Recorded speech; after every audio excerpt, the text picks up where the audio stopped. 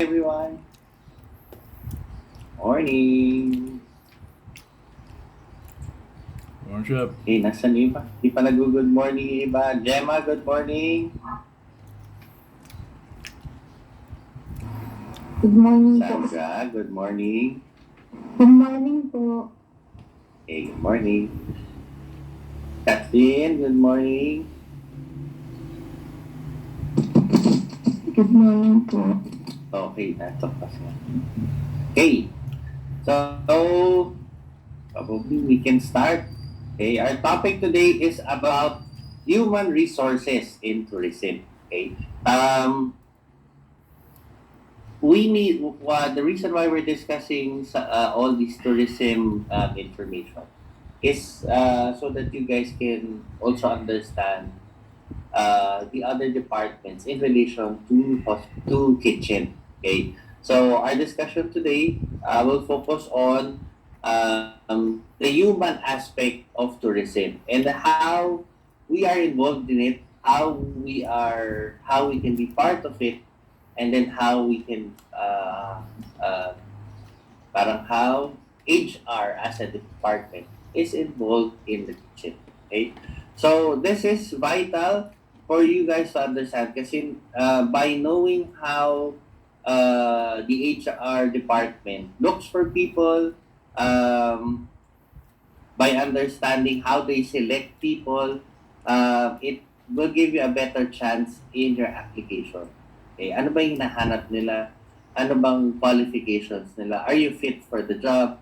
What's the current status of human resources globally? Okay, given the pandemic, what are the challenges of HR now? So it's nice to know what they are looking for, what type of people, what characteristics they're looking for. Kasi it's easier for us to fit in. Okay? So it's like knowing the demands of your customers. So once you know the demands of your customers or once you know how to make them happy, ang dali magluto kasi alam mo kung anong favorite dish nila. Okay? So yun yung aalamin natin. So we're talking about HR. Okay? So before we start, let's have the cameras on para I can check attendance. Parang konti pa lang tayo. 1, 2, 3, 4, 5, 6, 7, 8.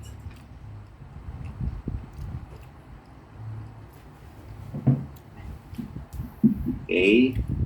Cameras on, everyone.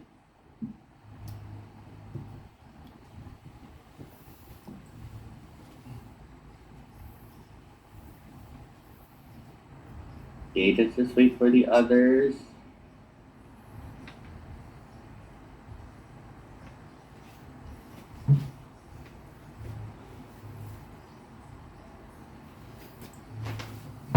Okay, Gemma, can you open your cam?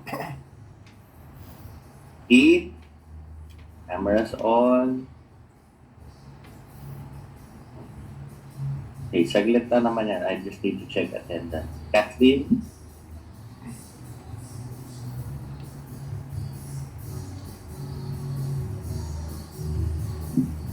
Keith, Kathleen. Jen and Sophia. Jen, Sophia. Okay, let me do a roll call.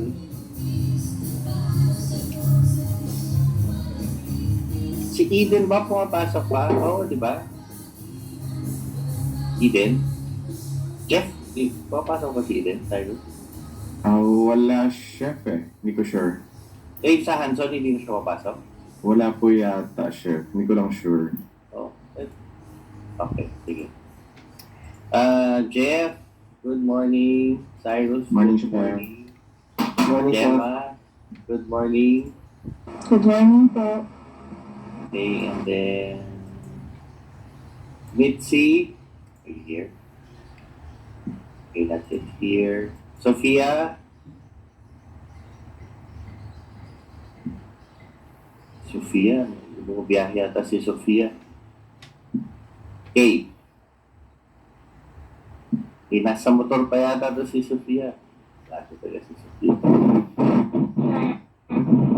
Huwag na mag-on na. Kaya magawa ng kamba kalalok naman dyan. Okay. Okay, Sophia, and then Leo. Okay, Jay, good morning. Morning, Chef. Steve, good morning. Morning, Chef. Morning. Kathleen. Clint. Good morning po. Morning. Jen. Morning, sir. Morning. Sandra. Good morning po. Good morning. Okay. Everybody put your face in the cam. Sophia, huwag na. Okay. Huwag ko na rin ano yun. Okay. Everybody put your face in the cam. Kasi can you put the camera down a bit? We just put screenshot. Okay. 1, 2, 3. Alright. Okay. Turn it off again. So you can go relax na. Turn off mine also kasi bagal lang net ko today. Alright. Okay, so we are covering this part. We are including all these tourism lectures because we've noticed in our previous batches na parang they are focusing on skill. Parang for them, culinary is all about skill. It's pagalingan in the kitchen. Okay, so it's hard for them to understand that it's not all about skill, and there is more into the whole hospitality. It affects the entire character of the applicant. Okay, so from personality, the way you talk, the way you stand up, sit down, the way you position yourself, those are included, not only skill. Okay, so we will be discussing the human aspect of tourism, why it's important. Okay, so human resource and tourism are interlinked. Okay, these are not separable. You cannot go to a resort na walang tao. So somebody is there to greet you. Somebody is there. We're expecting people to book us from reception. There, we are expecting people to help us unload our baggages. We expect people when we're traveling. We expect people to serve us. Okay. So people is a vital, or human relations is a vital aspect of tourism. Okay, we see a lot of, or we see a growth in automated booking, automated payments. Okay, but even if you have automated payments, if you have everything automated, tourism still would involve a lot of human relationships. Okay, it's a department that you can where you cannot remove the human touch. And actually, if you think about it, the human aspect of a travel is what makes us go back to certain destination. Okay? Di ba nga, ang Philippines is known for having people with the friendliest smiles. Okay? So, very accommodating tayo to foreigners. We naman compare it to North Korea. Okay? I haven't been to North Korea. But they say North Korea, they're not very accepting with foreigners. They don't want people to, foreigners or travelers to linger too much kasi it's not part of their culture. So even not only the government but even in locals nila are fearful of foreigners. Okay, there are some locations or tribes na ayaw ng parang they dislike travelers or foreigners kasi it's disrupting their way of life. There are some cultures naman that love foreigners kasi they can see it as a potential growth in economy and they can see the benefits of travelers. So you can see how interrelated human relationship is with tourism. Okay? And this is where we want to venture into. Diba? You're taking up culinary. Eventually, you want to join the tourism field, the hospitality field, the hospitality industry. Okay? So, in tourism or in general, the hospitality industry revolves around human relationships, human interactions. Okay, it's the mix of cultures. It's the interest of talking to people. What makes tourism a constant? There's a constant demand where we are constantly looking for that relationship with other people. Okay, so since tourism and hospitality, okay, and human relationship is related. We need to have that yung persona, yung human person. Di ba tayo pwede kumawa, di ba? We tried, but talking to robots, talking to Siri, talking to Alexa. Yeah, parang it still has that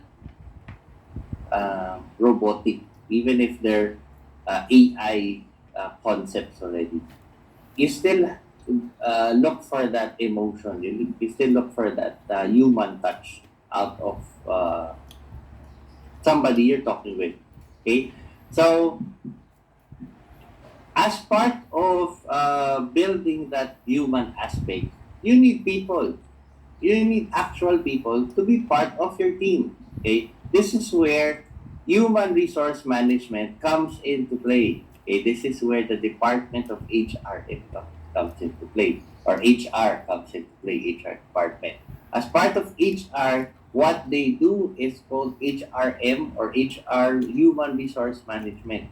Okay, from hiring the right people, keeping the right people,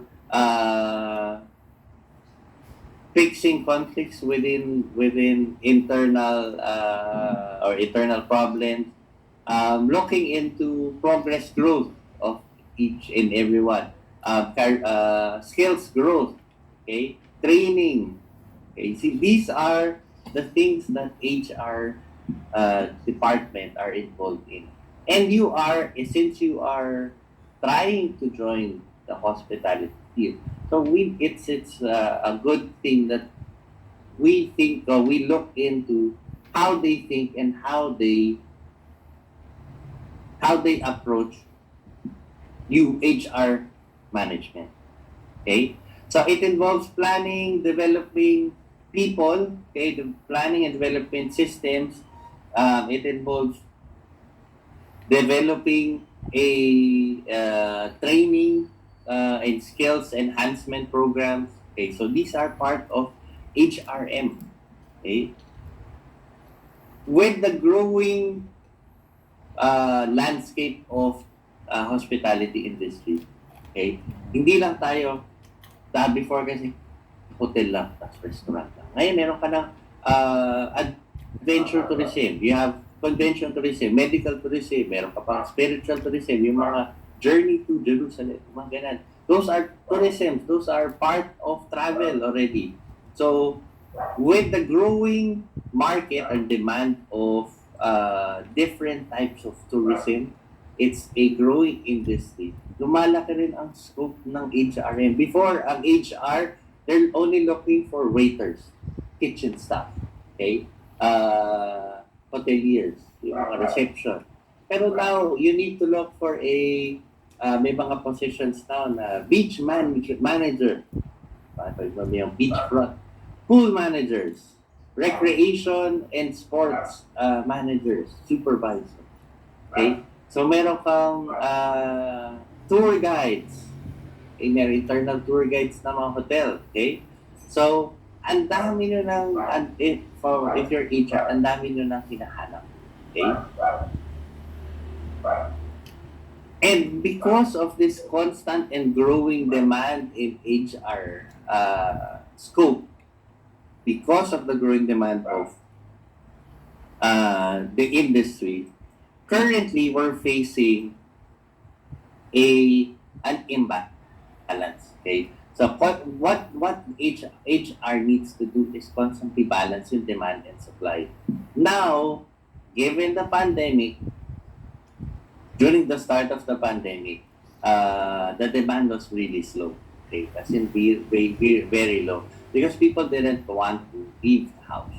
Okay, so yung demand for restaurants or hotel, nakita naman natin, diba? Nobody was in the mall, nobody was booking for travels, cruises were shut down. So demand from the peak of demand, biglang naging zero, biglang naging flatline. Okay, and everybody was unsure. Okay, on of when we can open up all the gates again. Okay. So given this uncertainty, the hotel business, the whole hospitality industry was put on pause or put on hold. Okay, but because it was uncertain on how long this pandemic will take, when the gates will be open, when will all these restrictions be lifted? Hindi maka-prepare ang HR on when we can balance out the demand with the supply of staff members. Okay. Now, 2 years passed after the pandemic, the demand started coming in, and it came in faster than HR being able to beef up their lineup. Okay, so this next clip is this is the current scenario of the hotel industry or hospitality industry. Magugulat kayo with the report. Okay, kasi you might think otherwise, but these are based on stats, and this is actually what is happening in majority of the hotels. Okay, a lot of hospitality businesses are facing a staff shortage. The hospitality industry is struggling to make it to the season, not because of a lack of business, but a limited workforce. Last year, hotels had to lay off employees across the board. WPTV News Channel 5's Michelle Casada takes an in-depth look at the challenges of building up their staff before the busy tourism season in Palm Beach County. Recruiting is the main priority for local hotels as we get closer to season, but there's a higher supply of jobs than there are workers, pushing resorts to offer competitive wages and look to other countries for employees. There may be less staff, but it's not slow inside the kitchen of the Ocean Grill at the Marriott Singer Island Beach Resort. I don't think season ever stopped. Executive Chef Jeffrey Armusic is one of the resort's recent hires this summer. Pre-pandemic, I was at 280 employees. April 1st, I was at 145, and as of last week, I'm now at 225. General Manager Roger Amadon says he's still short 45 employees, and the start of the busy travel season is weeks away. We did not anticipate the shortage of employees throughout our restaurants, retail, and hospitality industry at all. After massive layoffs in 2020, Amadon said the unexpected happened this February and lasted through August. Our business levels surpassed 2019. We were not prepared for that either. Amadon said cross-training employees was how they managed. So if one's a bartender, they could also be a pool concierge or a beach attendant. Our management team was working in housekeeping, inspecting rooms, making up rooms. Hiring was tough because resorts could not compete with the state and federal unemployment benefits this year until now. But with everyone looking to hire, Amadon said the resort has increased starting wages, is offering free lunch and dinner to employees again, and benefits packages. What drove me to Marriott was there's so many options to move up, cross-train, different areas, departments you can move into. Max Everett just got hired as a beach supervisor in charge of recreation last month. Even though the new hires are coming, the hotel has expanded recruiting to high schools with hospitality magnet programs, colleges, veterans hospitals, and even senior centers. According to CareerSource of Palm Beach County, 43 area hotels and resorts have put in orders for more than 2,700 H-2B visa positions to find foreign workers with pay ranges from $10 to $28 an hour. We are now trying to apply to be on that list to receive them. Our challenge that we will have is if we get 10 or 12 or 15 of them here, will be housing. Obviously, real estate market and the rental market has risen significantly. Another obstacle, orders for foreign workers are on delay because of COVID-19 travel restrictions. Overall, the hospitality industry in Palm Beach County has had the highest over-the-year job gains of 14,200 positions. Those managing restaurants, retail, and resorts hope they can find the workforce. The demand for travel is going to continue going up, and we need to meet that expectation. Michelle Quesada, WPTV News Channel 5. Marriott Singer Island Beach Resort and Spa has held numerous job fairs at its hotel in recent months and is planning another. For a list of those upcoming job fairs, just head to our website, WPTV.com. Okay, and that news is not old news, huh? This is just the pandemic. So if you look at it, it's just September. 100% pure cow.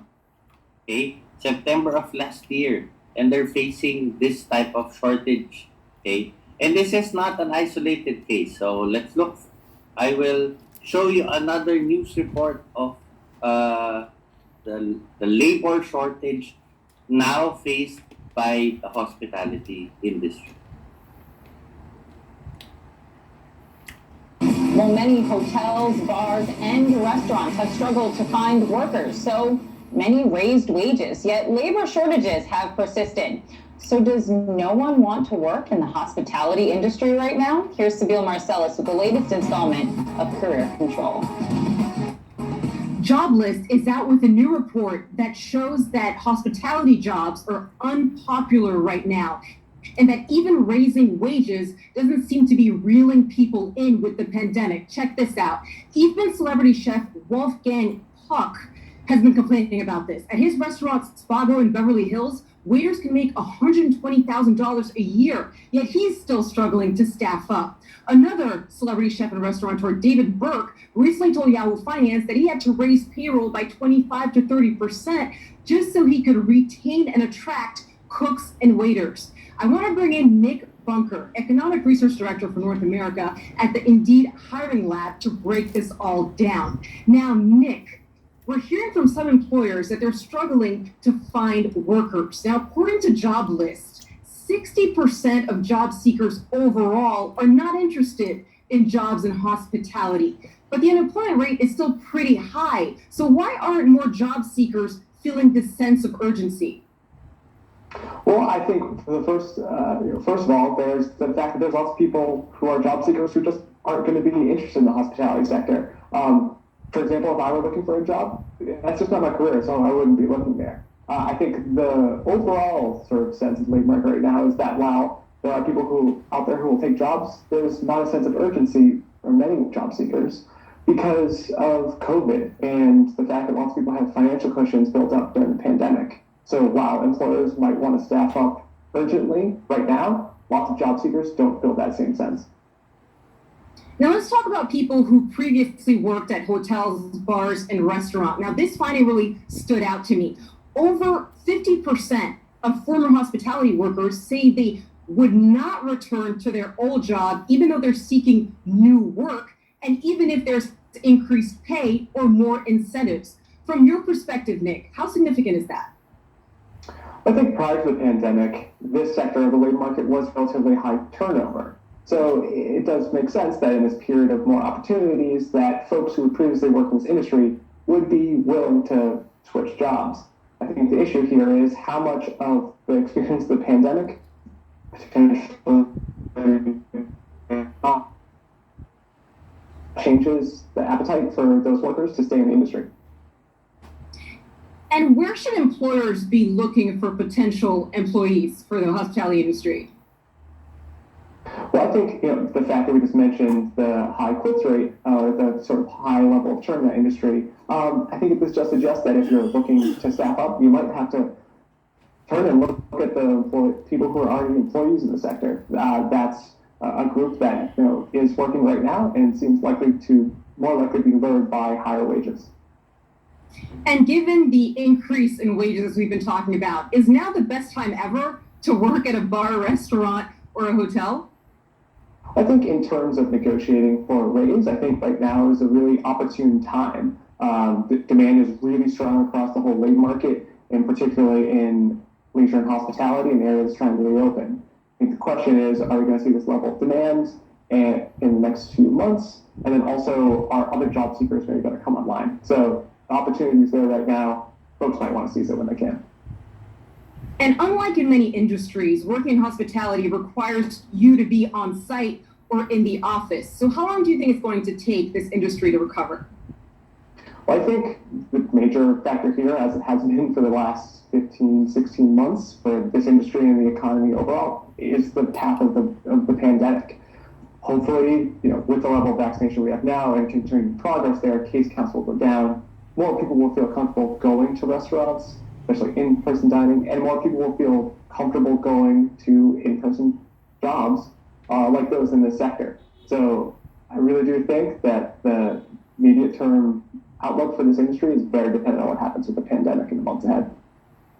Absolutely. Many people hoping that we move past this pandemic. Nick Bunker, great to have you on. Thanks so much.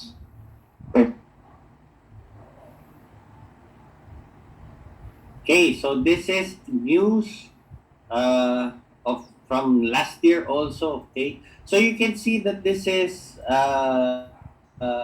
medyo different time in the hospitality industry. Kasi from before the pandemic, there was a rise in demand, and also everybody was filling in the shortage in supply staffing. Okay, now you can see that there are less people interested in hospitality and leisure. Okay, so what does it reflect, or how can we look at it in a positive way? It gives us more opportunity kasi these companies are looking for skilled people. Okay, skilled people that can fit their supply of hospitality staffing. Okay, so this is the most ideal time for you guys kasi after your course, they are constantly looking to beef up their staffing. Okay, so parang in terms of timing, tama yung timing nyo kasi now is the time to apply. They are giving higher pay, they are giving more incentives just to look for skilled workers. Okay, so that's what is happening in our hospitality field, our hospitality industry now. Okay, so before we apply, okay, let's understand first how they look for people. Okay, we need to understand how they look for people. What are they looking for? Yes, they're looking for staff, pero how do they choose? How do they select people? Okay, so let's learn first what they're looking for.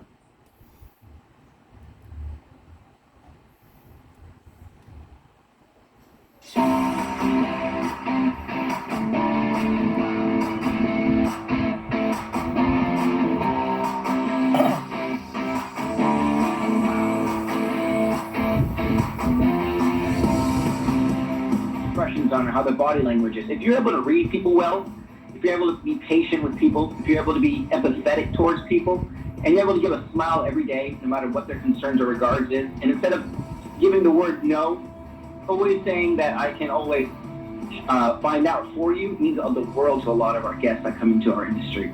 It's a lot about language, empathy, and just overall bringing a positive, caring attitude every day. And that's all you really need to be successful in the hospitality industry.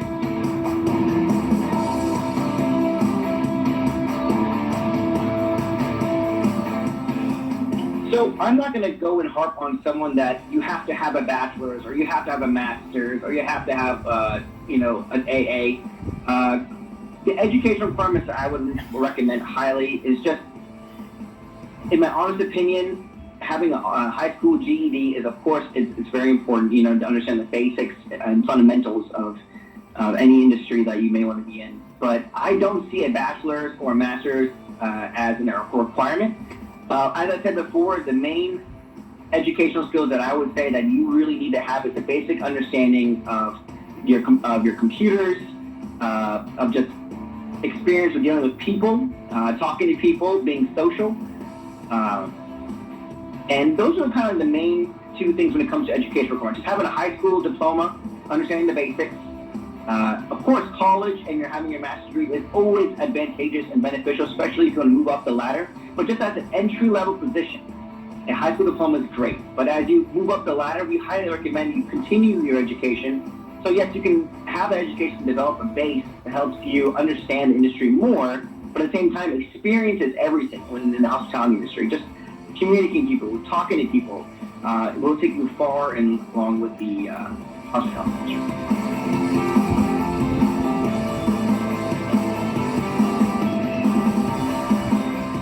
My favorite part of this industry is being able to bring a smile every single day to that guest, making them remember their stay, telling a story every time that person comes back, asking for you personally if they could take care of them and their family. The fact that random people you've never met are trusting you with their family, their plans, their livelihood, their careers. A lot of people come in for business trips and they need certain items and certain things. And if you can read that person, and if you can understand why they're here, you can give that person a much better experience. And the return and things that you get is constant repeat business, word of mouth that make your property very successful, and also your reviews as a person in the industry quite noticeable by management, so it helps you move up through the industry. And, this may not be the only place you work for the rest of your life, but if you do well wherever you work and you give your time and effort to wherever you work and you go above and beyond,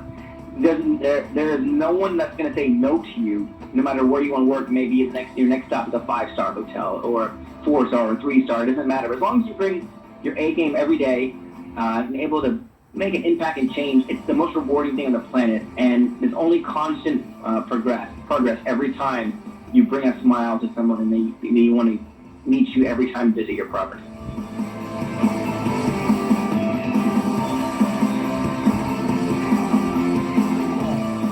All things just show up, don't wait for someone to reach out for you. Don't wait for that online posting. Just go to the property. In the hospitality industry, it's a very high turnover industry. So there's always something bound to be open. You may not get your dream position right off the bat, but just go in and get your foot in the door. It doesn't take long for you to get the position that you want by just showing a little bit of effort and bringing that smile, that personality, and that empathetic behavior towards your guests every day, and you will get the position that you want. All I say is just go to the property, put your foot in the door, ask, go once a week and just keep checking in and saying, hey, is there a position available for me? And people take notice. Don't wait, just go. Labor market information, also known as LMI, holds all of the specific data for industries and occupations. Let's talk about hospitality and tourism's LMI, starting with wages. The average yearly wages of an employee in the hospitality and tourism industry are $19,240. Currently, there are 50,524 people employed in this industry in Marion County, with a projected growth of 46,246 employees within the next 5 years. With a high school diploma and on-the-job training, those going into the hospitality and tourism industry can find work as hotel desk clerks, concierge, and housekeeping cleaners making between $10 and $12 an hour. With more experience and an apprenticeship, the next level of work becomes travel guides, bartenders, and cooks making between $11 and $14 an hour. With a bachelor's degree or long-term training, job opportunities such as flight attendants, event planners, and food prep supervisors making $18 to $25 an hour become possible. To learn more about which middle schools and high schools have programs in this industry, click on the LMI sheet button on the front of this industry tours booth.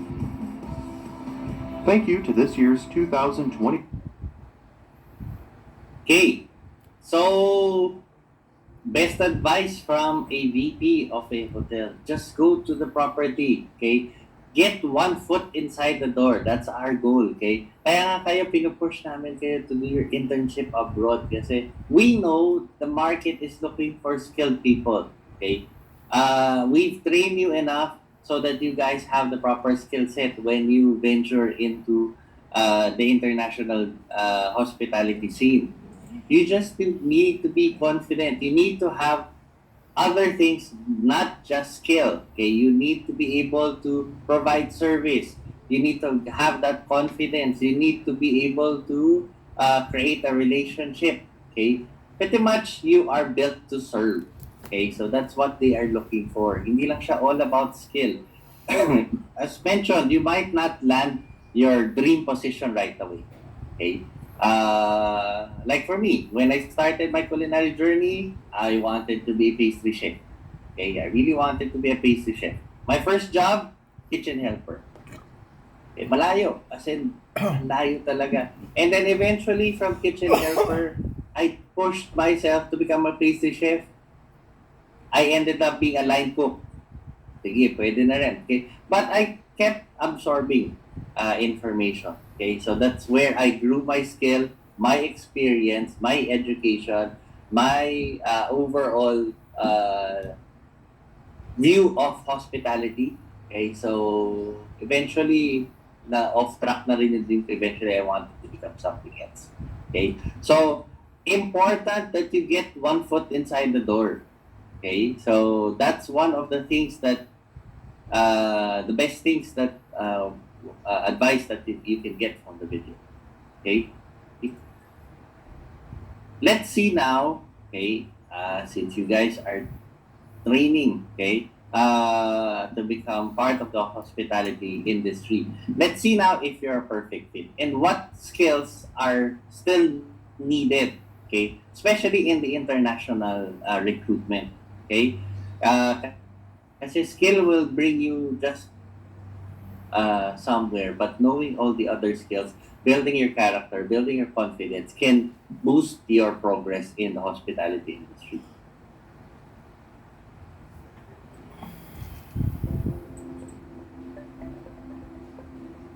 In this video, we will talk about some different aspects of hospitality and tourism careers to help you decide if this is a good fit for you. Hello and welcome back to our channel. We are glad to have you here with us today for another interesting video about careers in the hospitality industry. Let's start talking about what is hospitality. Hospitality is all about the art of providing your customers with an enjoyable experience in any area that composes the broad spectrum of the hospitality industry. These areas include food and beverage, travel and tourism, lodging or recreation. The hospitality industry is constantly growing and is an area that has a constant demand for employees and qualified labor. So if you're looking for employment or are beginning your work career but have no idea where to begin, this could be a fit for you. Let's take a closer look at hotel careers in hospitality. But first, if you're enjoying this video, click on the subscribe button and activate the notification to receive more of our videos. A large part of the hospitality industry careers are in the hotel industry. It's a segment that constantly has a great demand for workforce and does not always require previous experience, which makes it a great place to begin your hospitality career.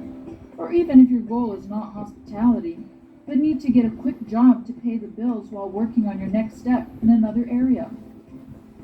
There are always many positions available that demand a wide range of different levels of expertise and experience that just about anyone can fill. A few examples of entry-level hotel jobs, which usually have minimal education requirements, are housekeeping, restaurant server, front office clerk, while other positions in the hospitality management, such as hotel management or marketing specialist, may require an associate degree or certificate, along with solid experience in all areas of the hotel in general. We left the links in the description of this video for you to access our online courses for these job positions. Learn these professions quickly and efficiently, and receive your professional certificate. So, if you choose to join the hospitality industry, whatever position you apply for, whether you have experience or not, it is important to prepare yourself for the opportunities that will show up in the near future. There is always room to grow professionally in the hotel industry, so never underestimate power of working hard to gain good, solid experience and be prepared for the next available position to grow in your hotel. Let's take a look at the positive points of working in the hotel industry. But before we continue, if you are enjoying this video, leave us your like and activate the notifications for you to continue receiving our latest videos. Some of the positive points of working in the hotel industry are growth opportunities. In hospitality, everybody gets a shot to grow and gain a promotion. This industry is full of opportunities. Anyone can start at the bottom and make their way up to management if you dedicate yourself to the job. Career stability. There will always be a job in hospitality for a qualified professional, and there will always be a market for hospitality because it's founded on human interaction. You are less likely to be substituted for a machine. Acquire global skills. In this industry, you will have the opportunity to meet and help people from all over the globe of the widest range of cultures, and not many jobs offer that. Challenging and fast-paced environment. You will never have a monotonous day in your life. No day is ever the same. Every day you will meet new people, solve new problems, develop new skills that help you grow fast as a professional and as a person. Now let's see some of the skills you will develop working in the hospitality industry. All hospitality jobs help you to develop a wide range of skills and instincts that will be very useful to you for life, be it in your day-to-day interactions or even if you decide to move on to another industry in the future. Teamwork skills. In almost any job you work in, it is likely that you will end up working with other people. The ability to read them, interact, and build relationships is fundamental. Teamwork is a key skill, and hospitality is a perfect environment to master it and learn how to handle different people and act as a team and united front regardless of personal preference in pro of providing your guests with the best experience during his stay. Flexibility. Each day will never be the same. Some days your shift may run longer than planned, and others may finish early. Sometimes you may need to accept a manager's last-minute request to show up for a shift of someone else who couldn't. Flexibility and willingness to help are greatly appreciated by any employer and do not go unnoticed. Customer service. This is a valuable skill to develop in the hospitality industry. It teaches you patience and politeness when dealing with customers, where you have to balance the customer's always right mentality with hotel norms and policies in a diplomatic way that leaves everybody happy. Crisis management. Working in hospitality teaches you to think quickly and solve the situations that present themselves promptly. In such a fast-paced environment, crisis is something you cannot avoid. So knowledge of how to deal with it is very important and an awesome skill to learn. Multitasking. While some shifts may be calm, others may be a bit more challenging. When working in hospitality, you develop a great ability to divide your attention, prioritize, and just get things done while still being courteous and diplomatic. The better you get at it, the calmer you will be when a stressful situation occurs, and you will know how to handle the situation with ease. Endurance. No job is perfect. In the hospitality industry, you sometimes have to put in long hours of work. While it can be fun and very sociable, at times it can be exhausting. Being on your feet and physically challenging yourself while working teaches you endurance. But the feeling of accomplishment when you've survived yet another day with strength and grace can be very rewarding. Take a break with Coke at magka-chance manalo ng 1 million pesos at libo-libong prizes araw-araw sa Coke Panalo Breaks promo. Time management. This is a very important skill to develop in this industry, as every second counts. Lateness is not acceptable for most hospitality employees, especially since so many people depend on your work for a smooth flow of hotel services. And last but not least, respect. Working in hospitality teaches you respect for those who devote their time to make your day easier and provide you quality service. When you have worked in hospitality, you gain a different understanding of patience and hard work. You will be less likely to lash out at an employee knowing there is nothing you can do about the situation at hand.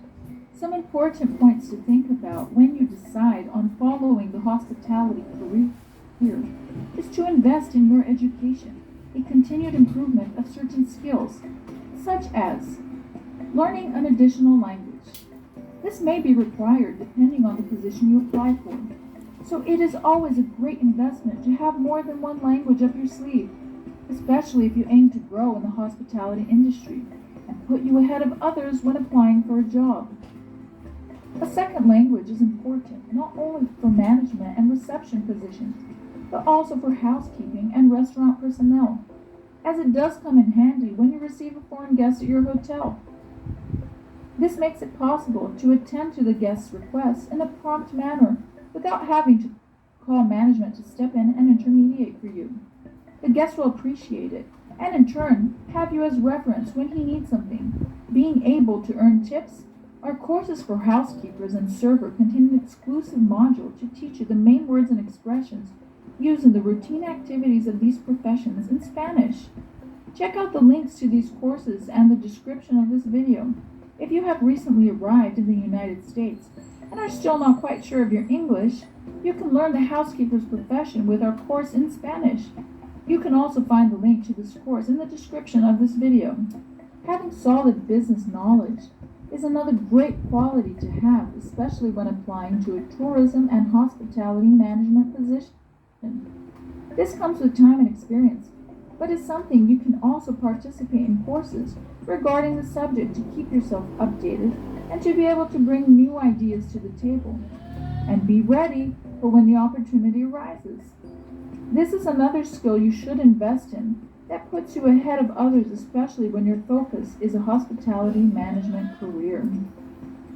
Most of the time, hotel management will first look at their own existing staff to fill in vacant positions and offer these promotions to current employees that stand out and have a record of great performance and excellence in service in their daily duties. That is why it is worth investing in online courses. It is a fast and easy way for you to improve your skills and be prepared for a promotion. We will leave the link to our super dynamic and complete hotel management online course in the description of this video. What is most valued in this industry is solid experience. So don't worry, even if you begin at an entry-level position, make the most of it. Remember, information is never too much. Work hard, be curious, and learn all you can where you are. And don't forget to be prepared and qualified to boost your resume and be able to be contemplated for when the next position opens up. Nowadays, it's easy to find information online regarding the different hotel staff positions. There are online courses you can take in a short period of time that will capacitate you to stand out professionally and give you the knowledge you need to become the best professional you can be and boost your resume, qualifying you for better, more qualified positions within your own hotel. We left in the description of this video some links where you can access these courses. So remember, experience is everything. Show up and make an impact. In the hospitality industry, there are always positions available, even when it is not your dream position. Just show up and learn all you can. Make a difference where you are now and be ready to get that position you want. The best way to grow is to work your way up. This way you get practical experience in each area, which will help you move up to management when an opening presents itself. It is important to be ready for the opportunity that arises. We hope you enjoyed this video. We here at Magnifying School are wishing. Okay, we've already had two videos telling you pretty much the in the hospitality industry. The first step talaga is entering or getting your foot inside the door. It might not be the best position for you. It might not be the ideal or your dream position. But when you are already in as part of the pool of staff in a certain hotel, it's easy for you to move from one department to the other. Okay, so let's look at how people are recruited. Okay, starting from the outside. Okay, so recruitment. Okay, as defined by HR or HRM. Okay, is discovering potential candidates for actual or anticipated vacancies. Okay. Now, it's not anticipated. There are actual vacancies open locally and internationally. So the people are looking for more staff members. Okay. So it's the best time to start applying. Okay. There are pretty much you can categorize two sections or sources of manpower. You have your internal and your external. Internal recruitment, okay, as defined in the video, is finding potential candidates within the organization. Okay, so the key talaga is entering the hotel, regardless of a position, regardless of your pay, regardless of the department. Okay, because most of the time these hotels will start to look for people from within. They want to grow people from within because it's easier for them to mold these people. Okay, from start, from outside, they start as intern, they start as apprentice. It's easier for them to embody what the hotel stands for. Okay, so eventually it will grow in them. It will reflect in pretty much their actions. Okay, so it's easier for them to push people up the ranks. People who are already in as part of the staff. Okay, so these are the advantages of getting internal resources, okay, or doing internal recruitment, okay. It will boost the morale of your employees. Kasi if your employees are constantly dreaming of a higher position and they know that their HR department is looking internally first before getting people from outside. Di ba parang there's always this next stepping stone wherever you are in the hotel industry. Okay? It encourages your staff to be ambitious. Na parang today I am just at this position. Okay? If I do well, if I do my best, okay, it's easy for me to move up the ranks. Okay? Since you are already part of the business, it's easy for the business to mold you into what they want you or how they want you to grow. Okay, so with that, you become more loyal kasi your hotel becomes your second family. That's why people with the right mindset, okay, stay in a company for longer periods kasi they know that opportunity is always there. Okay, it's just a matter of timing and absorbing as much information. When I was part of, I'm still part of recruitment in some of my business consultancies. The one thing that we look for or we look at when we check your work experience is the duration of each person from one company to the other. Okay, so we call them jumpers. Okay, so these are the people who stay in a certain company for 3 months, 4 months, and jump to another position, another company, stay for another 3 months, and then move back to another. So if we see that they have this jumper mentality, they move from one company to the other, we tend to brush them off. We don't hire them. Why? Because one, stability. If I give them this person training, if I give this person enough my time and training, it will only last 3 months. Okay, yung battery nila will only last 3 months. As compared to somebody who is willing to strive and stay with us for the longer period of time, I can invest on that person more. Okay? Another thing, the 3 month duration to 6 months duration per company, if you're a jumper, will not teach you as much. Okay? I in one of my old classes, sabi nila, chef, yung contract namin is 6 months lang. Okay? For cruise liners, it's 6 months to 8 months straight. Okay? But if you perform well in your first contract, they usually rehire you. Okay? So makita mo in their resume, instead of 6 months lang, they stay for the company or cruise liner for 3 years, 4 years. Okay? Pero yung contract nila, constant 6 months, 1 month break, and they are being renewed.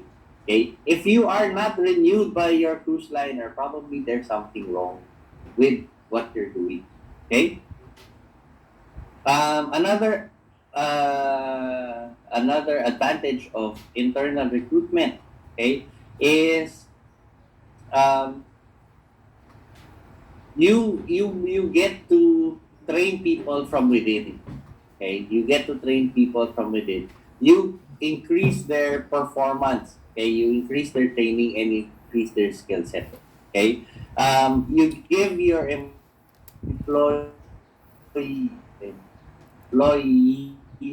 okay, a chance to grow. Okay. Ito yung tatanong, ano ba yung growth, ano ba yung parang hierarchy or growth projection of employees. Okay. So, it's vital. The first step talaga in hospitality is to get your foot inside the door. Okay. Kasi when you are inside, it's easy for you to move up the ranks. Okay? But internal recruitment also has its downsides, ang mga disadvantages. Okay? Disadvantage is you are left, if you're HR, your choices will be from within. If wala talaga from within that is capable of doing a certain job, it might be a problem. Okay? So, it will also, if your HR is not careful, baka they're just promoting a single person, it might cause internal conflict. Parang ay siya lagi yung pinagbibigyan. Or may relationship na parang kasi pamangkin siya na may-ari, kaya ganyan. So there are favors being done. These are the things that you are disadvantages of internal recruitment. Okay? It also, parang if you are doing internal recruitment, you might not see excellent candidates from outside. Okay, kasi lagi kang internal looking. Nandiyan na pala yung outside, so graduates natin are already knocking at the door. Okay? So what we do as part of our contract naman with these hotels is we talk to them already. We assure them that in terms of skill set, our students, our graduates are well-skilled, okay, well-trained. They just need proper experience through their OJ3, through their internship. Okay? So, wala naman tayong parang cases na pagdating doon, walang alam yung student. Okay? Hindi naman namin pinapa-apply yung mga sa tingin namin medyo 50-50 or doubtful. Okay? Okay, so that's internal recruitment. You also get external manpower. So this is naman external, you get from external sources. So potential candidates are found and encouraged from the outside going in. Okay, so ito naman usually for top positions. Okay, but for staff, okay, it can be through employment agencies, recruitment programs, referrals, consultants. Okay, so these are coming from the outside. There might be an instance in your culinary life that you might be asked to apply through an agency. Kasi yun ang way nila of getting in. I think most cruise liners would have a local agency. Okay? These local agencies will be handling all your paperwork for you before you get into your cruise liner. Okay, so these are external.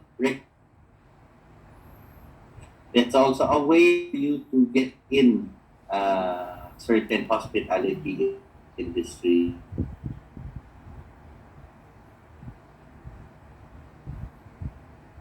For external, you also have advantages and disadvantages. Okay, external recruitment or external staff would introduce new ideas.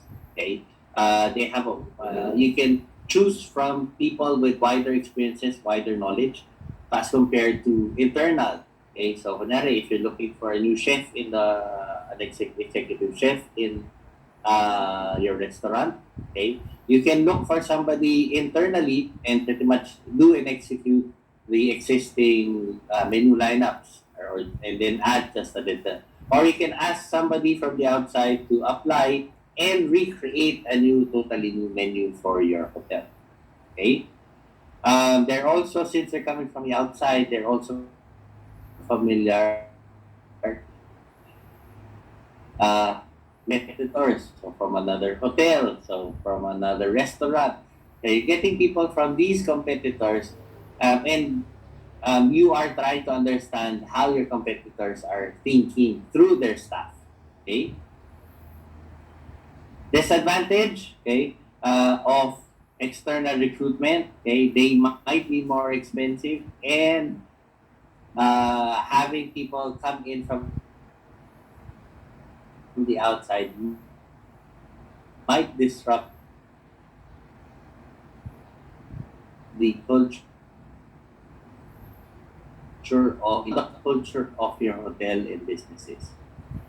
Okay, so in your journey in culinary, we start off as external resources. We're coming from outside, you enter into a hotel culture or a resort culture. You are the external, observe, absorb, listen, okay, and then pretty much understand what the job entails. Okay, so try to understand all the concepts, all the theories, the techniques, the culture, how they work within the kitchen. So you become sponges. Okay, and then from being an intern, okay, pretty much that's your goal. Try to absorb as much knowledge as you can and experience. Okay. Question regarding your recruitment. Okay, am I qualified in terms of skill set? Okay. I think you've heard of the term in culinary called a trade test. Okay, trade test in kitchen is a way to scale yung culinary level of a certain applicant. Okay, we do this in some restaurants, we do this in some hotels. This is a way to check lang if what is written in your CV is actually accurate. Pag sila mo marunong ka you are a graduate of culinary, okay, you know the culinary technique. Sometimes we ask them to cook, so that's your trade test. This is also part of your exam. We give you certain ingredients, and it's up to you to highlight your skill set. Okay, paano nilulutuin? If I give you chicken and some vegetables, what dish will you make? If I give you fruits, what dessert can you make? If I give you flour, what can you make? So, ganun yung trade test, okay? So, try looking for a trade test exam. Pero, parang most of the clips that I have, medyo hindi naman yun yung I found this clip, and this is how he tests yung applicants niya. Okay?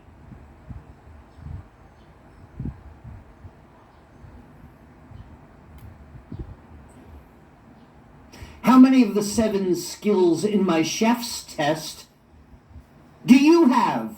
We'll find out today on the Carefree Cooks Code. I'm Chef Todd Moore, and this is the Carefree Cooks Code, every Tuesday live at noon Eastern. Here's our challenge.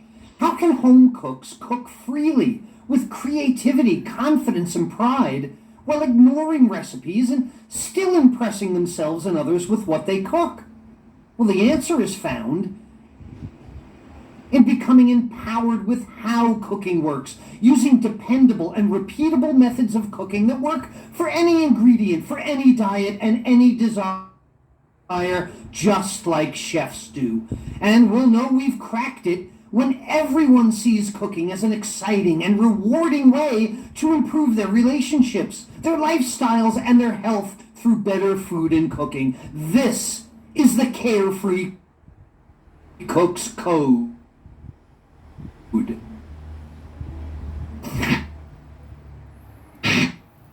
Hi, Diane DuPont. Hi, Rachel. Hi, Eloisa. Candy is with us. Shauna Lee is here. Peter Sales. All our favorite people are joining together today. And if you're shocked by the fact that it's noon on a Tuesday and we're live together, then you didn't go to webcookingclasses.com, wrong way, /live, and register for my alert system so that you know when I'm going to pop up and be doing this carefree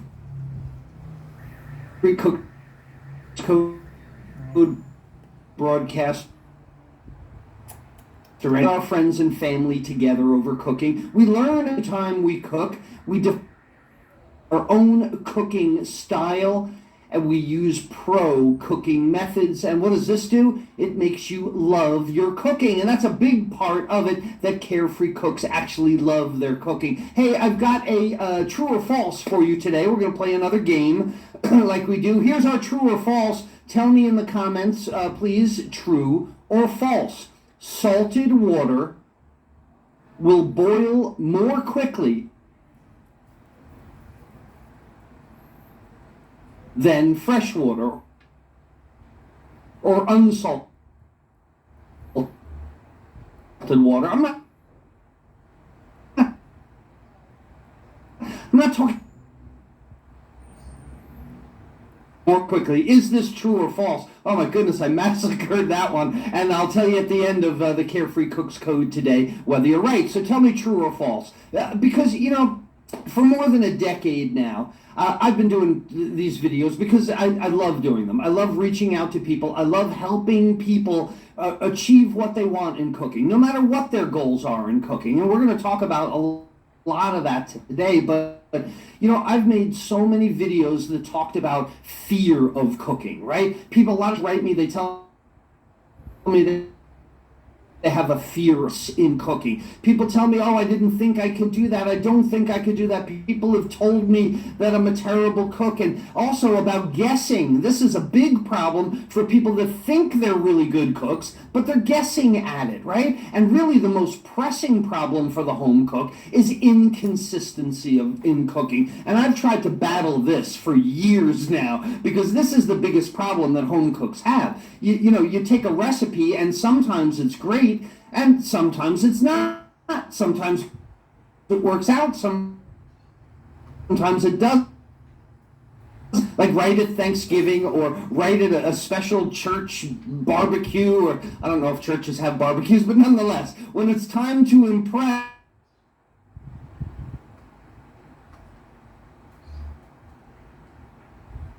about these things, about these problems, because I can solve all these problems. I can help you with them because they all stem from the same basic root. It has to do with the fact that fear, doubts, guessing, it all comes just from a basic lack of knowledge about the underlying cooking methods. I mean, if you really want to be free in your cooking, let's think about this a different way. It's not fear. You don't have fear. Stop saying fear. Stop thinking fear. What you have is an excited curiosity to learn something more. Because most probably you just don't have the confidence in the methods. Once you get it right, can't cook once, then the doubts go away. It only takes once. You stop guessing. You don't need to guess at your cooking because ultimately what it is, it's your artistic interpretation. So when somebody says, when you're empowered with methods and somebody says, oh, did you just guess? Tell them no.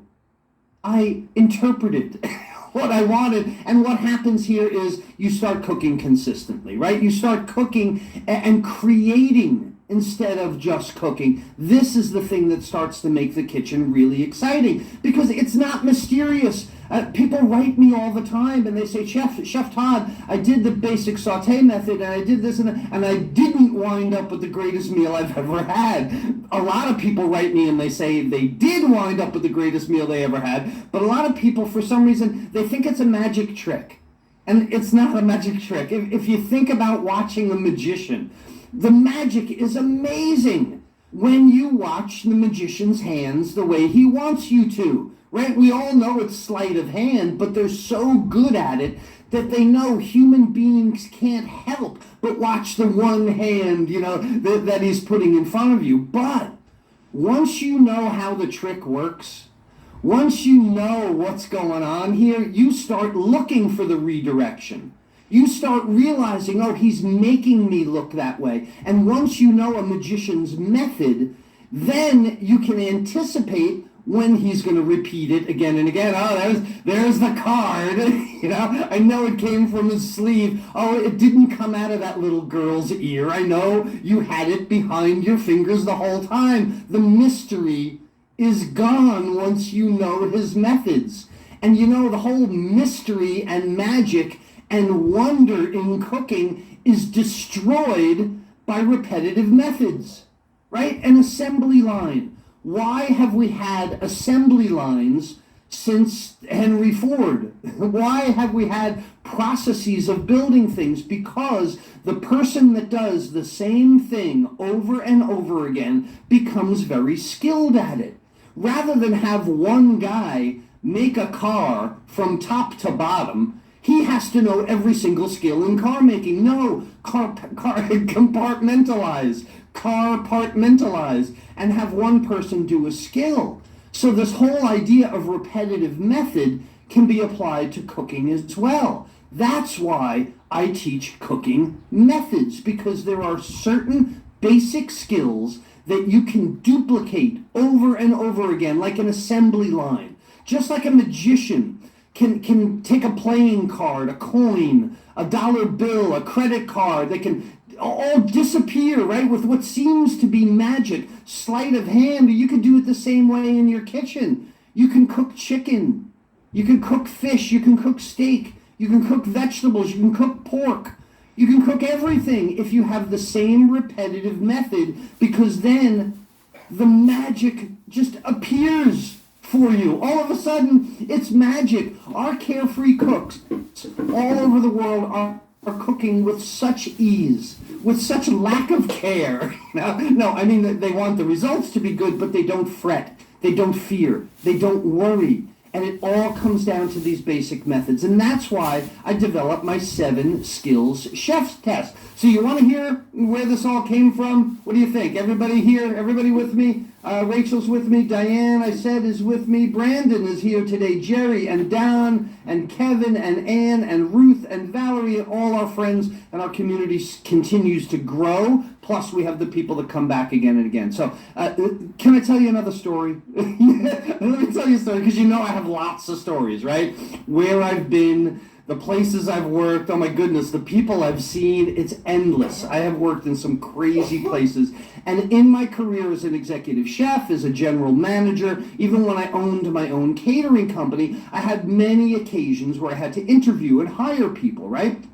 And as a culinary college professor, I was overseeing the development of all these guys that were going to be chefs tomorrow. These were the people that I probably might be interviewing and hiring tomorrow. And they all had one thing in common. Whether I was interviewing and they're currently chefs, or even if they're first-year culinary students, everybody has their signature recipe. Everybody has this one thing that they can make. And when you interview for a job in a commercial kitchen, there's always these typical questions. Questions that you'd get if you interviewed for any job, right? And these were the ones I hated to ask. Oh, they're so stupid. Where do you see yourself in 5 years? What's your biggest weakness? You ever get that in an interview? So what's your biggest weakness? And people usually answer, my biggest weakness is that I'm too good. They try and turn it around. These are the softball BS questions that there's no right answer to them. There's no right answer for the interviewer or the interviewee. And I always just wanted to get a feeling from the person. I didn't care about these questions. I could get a feeling of someone that would come to work, of someone that had some pride. But I could also tell people that had like abundance in their hearts. This is a line for me. Some people have abundance in their hearts. They want to learn. They want to engage. They want to help others. They want to grow. Other people have scarcity. People that think others are taking things from them, that they don't want to share. This is from my realm. Like, you ever have a chef, hey, will you share your recipe? Oh, I cannot possibly share the recipe. Why not? Everyone should cook like that. But, all right, I won't go that way. But we don't need to go that deeply into it right now. Because when you came to me for a kitchen job, or came to anywhere for a kitchen job, there's usually a trial. You can expect as a cook or a chef that you're going to have to cook something. So no matter who I was interviewing, they always wanted to make their signature dish. I make a killer chicken marsala with zucchini flowers and Brazilian chimichurri. What? You know? Great. I mean, this is the dish that you have practiced 1,000 times. This is the dish that you might have been making since childhood. And, you know, anything that I might consider my, like, signature dish is something that I've been making since I was a kid, for sure. So, look, when I'm interviewing people, I don't care about their signature dish. I could care less. And you should see the look of disappointment on their face when I tell them I don't care about their Brazilian chimichurri sauce, whatever. What I care about is the underlying skills. And this is the point here. The underlying skills that go into making a dish. When you come to interview with me to work in my kitchen, you're going to have to demonstrate a few things that are important no matter what you cook, whether it's Brazilian chimichurri or not. So here they are. Here are the 7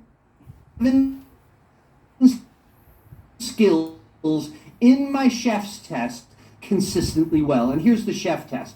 The first one is anticipating when oil is about to smoke, okay? A lot of cooking in a restaurant is shorter cooking, is quick saute.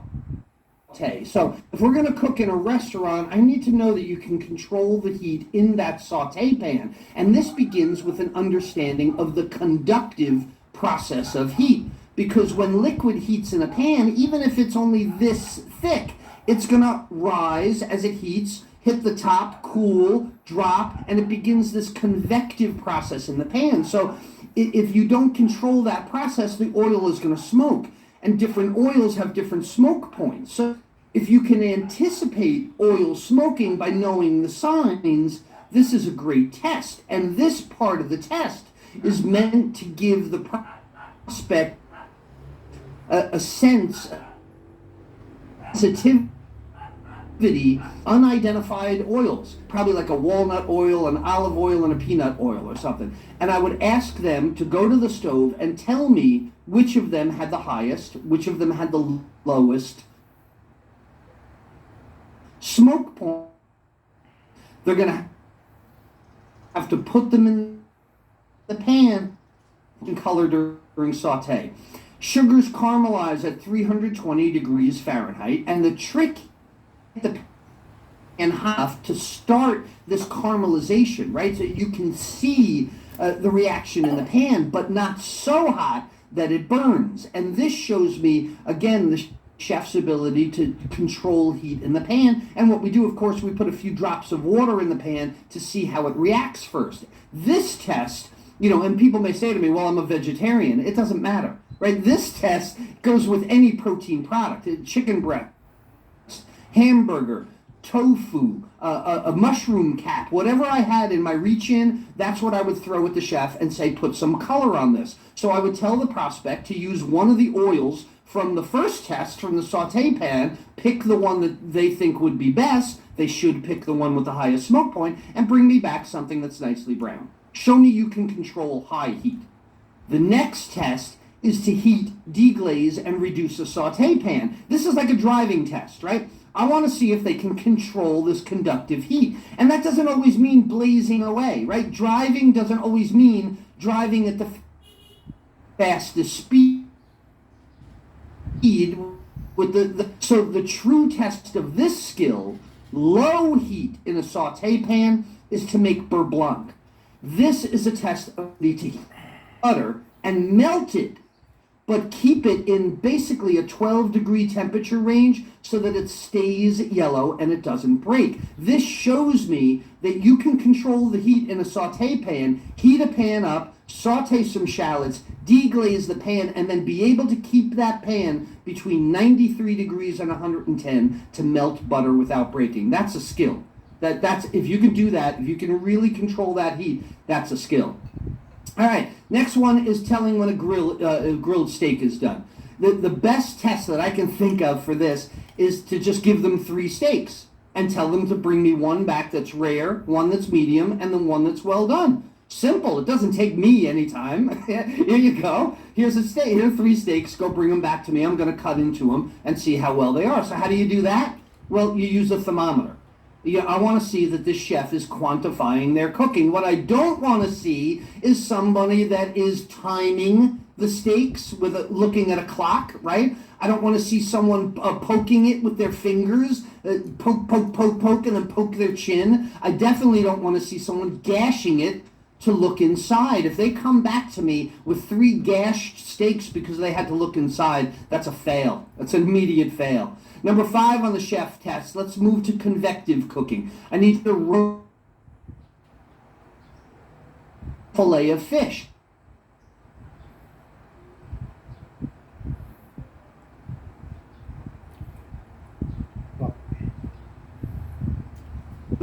Or walnuts, some kind of high oil nut where they would burn very quickly. I don't know if you've ever tried to toast almonds in your oven, but they go from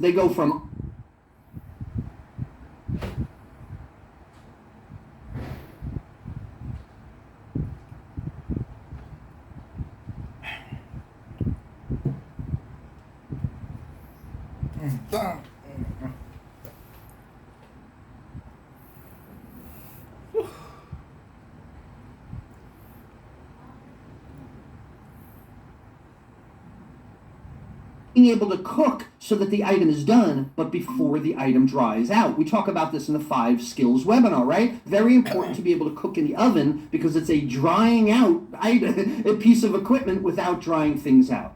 Then I'll take a shift on them really quickly. I want to see them softly poach an egg. So far, I've had this person demonstrate their ability to understand and control dry heat. But now I want to see how they do with moist convective heat. To me, if they can cook consistently with dry heat as well as moist heat, then I'm confident that they're able to tackle anything. And this next test demonstrates their understanding of the difference between boil, simmer, and poach, and their ability to control heated liquid. This test simply, poach me an egg. Bring me back what you think is the perfectly poached egg, because I'll tell you, egg is a very delicate protein, and if you can poach an egg in liquid, you're controlling moist heat as well. You're skilled in all these methods. You're getting the idea here. Just their signature dish means nothing to me. They come to me and they say, here, I can cook this, so what? This would be like interviewing a football player for my football team, and he brings me the football. And he says, look, I caught this football. Good for you. There's a football and you caught it. That doesn't show me that you can catch a football. You're showing me the after. I want to see the before and the during. And that's why I developed the chef test, because it breaks down everybody's skills. So I know that they can cook anything. And I know this sounds really complicated, right? But this is a good thing for you to start shooting for as well, because these are really breaking down the important skills.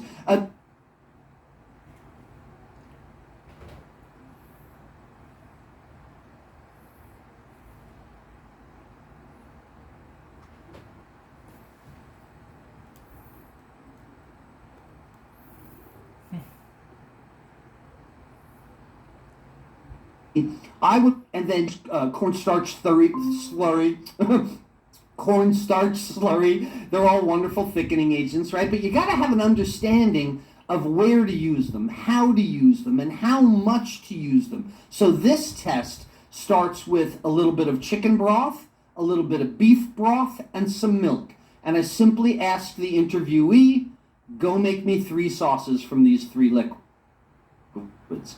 If they try and thicken the milk with a cornstarch slurry, I'm going to be really disappointed. I probably want to see bechamel, espagnole, or brown sauce, and then maybe the chicken stock thickened with the cornstarch. That's the idea. So if you want to cook in my kitchen, right? If you want to come work with me in the catering company, ran the hospital kitchen, or at the NSA, you're going to have to be able to tell me when oil is a company or when I'm about to smoke, You're going to have to be able to develop color and control heat in the saute pan. You're going to have to control heat in a cool saute pan as well. Not everything is blazing away. You're going to be able to have to grill steaks to order and quantify doneness. You're going to be able to cook in the oven without drying stuff out. You'll have to be able to control moist heat as well, and you'll be able to thicken liquids and make sauces. That's the 7 steps in my chef test. And to me, this is all about the heat. You know, if you can cover those things, you can cook. I know one person in particular who was going to say, what about knife skills? You left out knife skills. I did leave out knife skills because to me, that's prep, okay? If I'm hiring, controlling the heat, this is my heat test. Prep test is another story. And, you know, if you want to cook great food more consistent,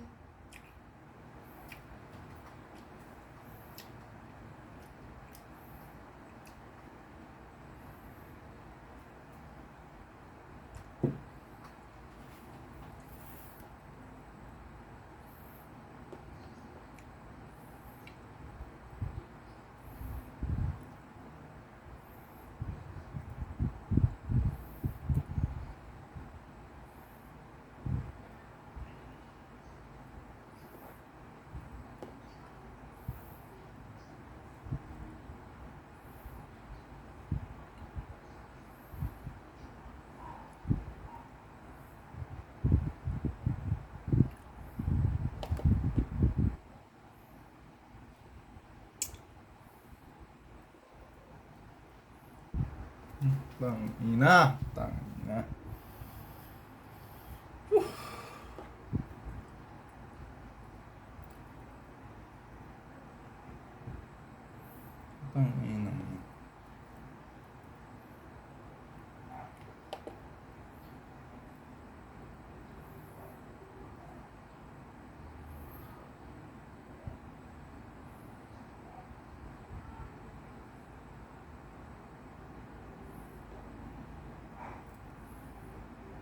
I should have par cooked the vegetables. Maybe I'd do this better. The crust was really good. And you go forward. What did I do well? What could I do better? And the next time, what did I do well? What could I do better? And each time you develop and you evolve, and eventually you become truly carefree in your cooking. And that's why I'm here, to help you reach that journey, because I love doing it, and I love hearing the things that you send back to me. And I love creeping and stalking through our Carefree Cooks community, because that's where I find the dish of the week. On Facebook, we have a community of almost. Okay, so if you guys listen to what he was talking about, okay, he showed us a list of chef tests. Okay, this is for him. The most about important the food, thing, right? Okay, it's not all about the recipe. Okay, do not focus on the recipe. Each restaurant will have their own recipe. Each hotel will have their own recipe. Focus on the cooking technique. Do you know how to manage your heat? Do you know how to control your heat? Do you know how to sear properly? Do you know how to check doneness? Do you know how to control your water temperature? What is simmer? What is boiling? Do you know how to roast? Pretty much concentrate on, in terms of skill, concentrate on the basic fundamental techniques.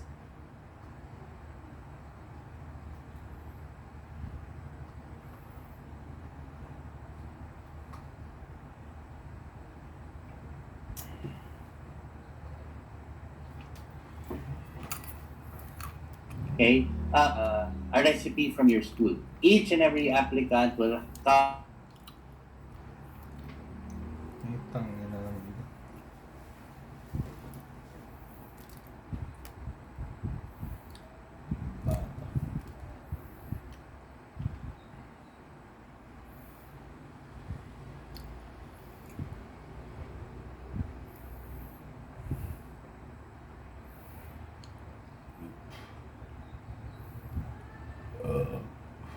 Caesar salad. I gave them the recipe. Caesar salad dressing. Okay. I gave them the recipe. So it's a matter of emulsification, knowing how to mix your ingredients. Okay, I gave them aside from your French omelette, I asked them to make soft-boiled egg.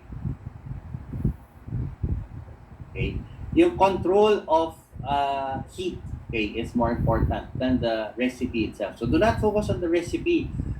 In class, we give you recipes. We give you just as a short glimpse lang of what are the possible things that you can cook.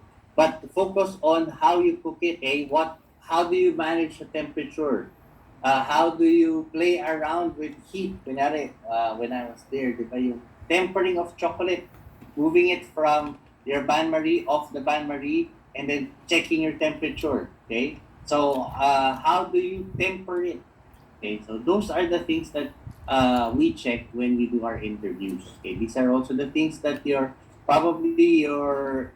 kitchen recruitment will be looking for. Okay, how do you guys move in the kitchen? Okay, baka pabalik-balik pa kayo, kuha kayo ng bowl, nasiluto, ay nakalimutan ko ganito. Or you think, okay, you're proactive, you're thinking beforehand. Okay, I have this much ingredients, I will get 6 small bowls, 1 large bowl for mixing everything together. Everything there, and then also I have a trash bin already set. So ganun ba kayo mag-isip? You're planning everything. It's all about learning the fundamental skills. Okay, do not focus on the recipe. Okay?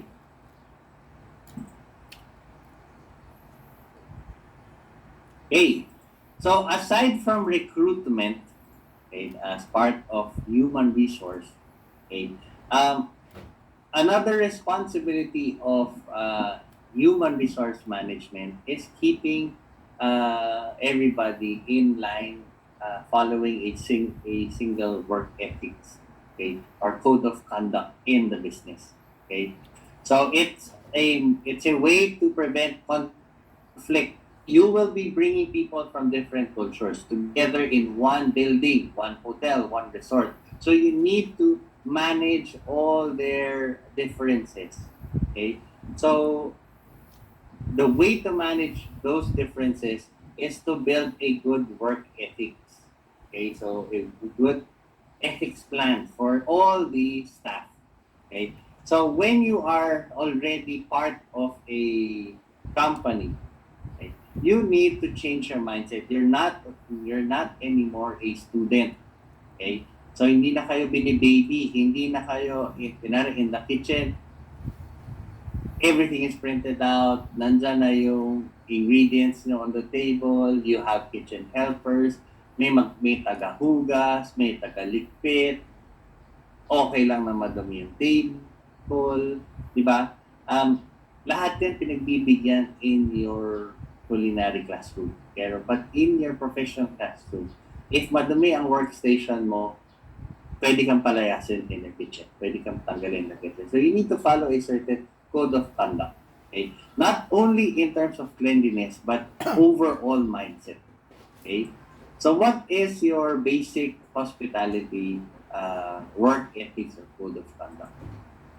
We hear this word a lot. Ethics. What's the big deal anyway? We rock up at work, do our job, go home, and that's that. Or we're all happy because we know it's Friday and we mess around waiting for the clock to run out. If that's you, Luxor, then your work ethic is quite frankly shit. And it's time for you to up your game, and by doing so, opportunities will start opening up to you. Welcome to alux.com, the place where future billionaires come to get inspired. If you're not subscribed yet, you're missing out. Number 1, always put the company first. Luxors, if you're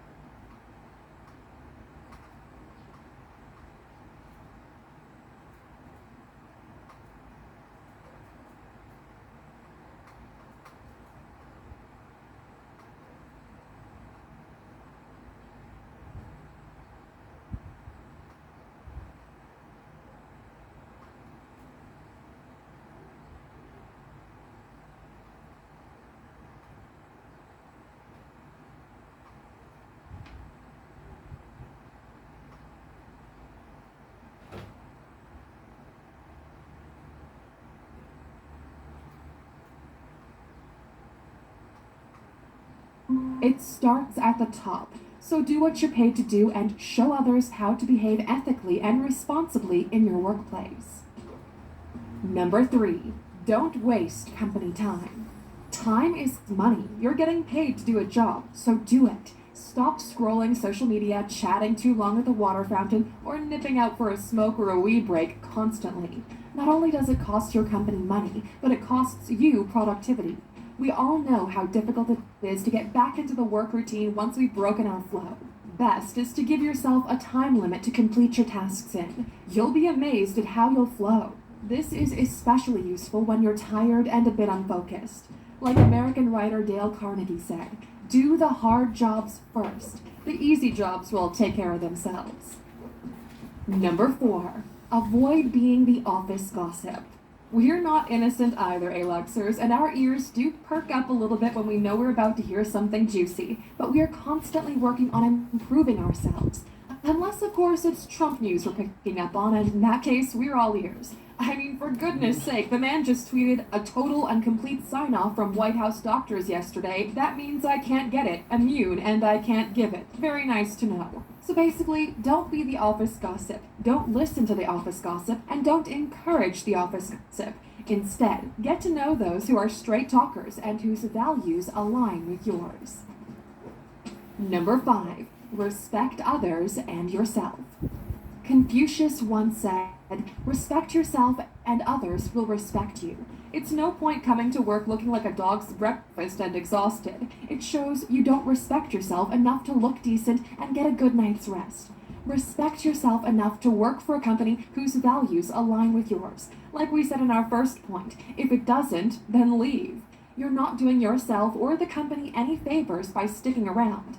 Respect yourself enough to say no. Don't be the person that gets lumped with all the work others don't want to do. Know your boundaries and stick to them. If you don't, you'll burn yourself out and people will walk all over you. On the flip side, respect your colleagues. Show empathy, which leads us to our next point. Number 6, be culturally sensitive. Cultural awareness in the workforce can lead to higher productivity and a strong, united workforce. So, what does it take to be more culturally sensitive? It's easy. It's taking the time and making the effort to understand people's cultural background that is different to yours. Educate yourself about a different culture. Don't be afraid to ask questions and ask them until you really understand. Acknowledge your own biases. Celebrate all the meaningful days in every culture. And most importantly, make a concerted effort to learn to pronounce names properly. None of this, I'll just call you X for short nonsense. As American educator Stephen R. Covey said, strength lies in differences, not in similarities. Number 7, maintain a neat workspace. Nothing screams unproductive more than a messy desk. It doesn't necessarily mean you are unproductive, but that's not what your colleagues see. There are many benefits to keeping a good desk space. For one, if your work area is filled with crumbs and leftovers, you're attracting cockroaches and rats to the building. Gross. We wish we were making this up, but we are not. Cockroaches spread E. coli, Salmonella, 33 kinds of bacteria, 6 parasitic worms, and several forms of human pathogens. Don't be that guy. And while we're on the subject of not being that guy, keep your kitchen usage neat. Don't be the jerk who never rinses a cup or leaves dirty containers for someone else to clean up. Or worse, leaving old food in the fridge for days. Remember the cockroaches. Number 8, be an independent thinker. Aluxers, your boss already has children at home and doesn't want to spoon feed you too. Show initiative. Like we said in our video, 15 necessary skills for students in the 21st century. If you have an idea to save the company money, share it. If your idea can increase turnover, speak up. And if you can improve things within the workplace, do it. Initiative is all about being resourceful and being able to work without being told what to do and how to do it. Banksy once said, a lot of people never use their initiative because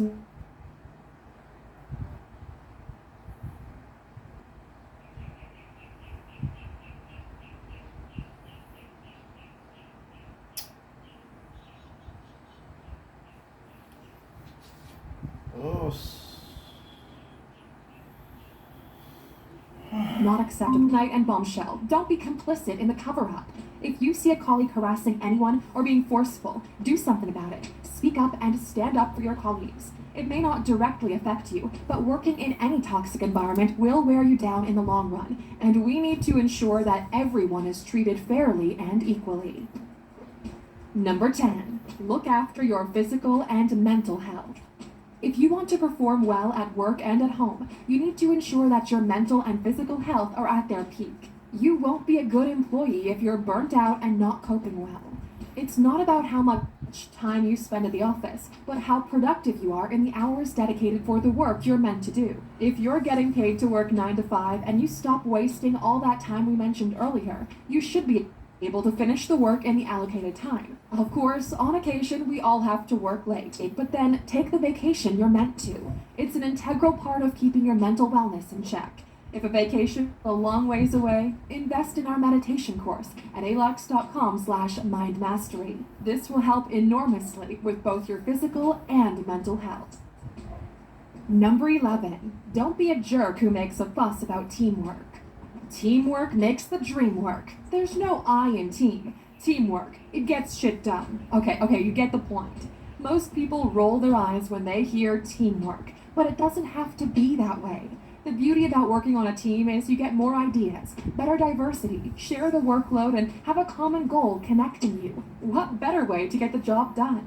Everyone has their strengths and weaknesses, and this is your opportunity to shine and highlight the strengths of everyone and help in areas where people need guidance. It's really a no-brainer. And when your team has done well, even if you feel like you did most of the work, share the credit. Don't be egotistical and take all the glory. Don't be a Karen, Steve, Ken, or Terry. Just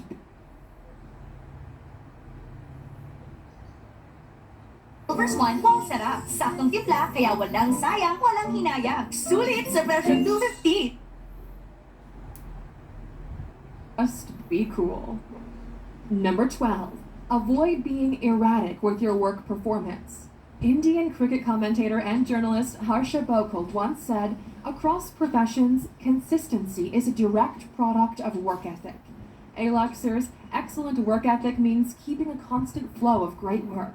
If you're erratic and all over the show, people will not be able to trust that you'll deliver the goods. You won't be picked up for a promotion, you won't be getting staff member of the month, and you certainly won't be getting a raise anytime soon. If you always do and give your best, you leave no room for woulda, shoulda, couldas.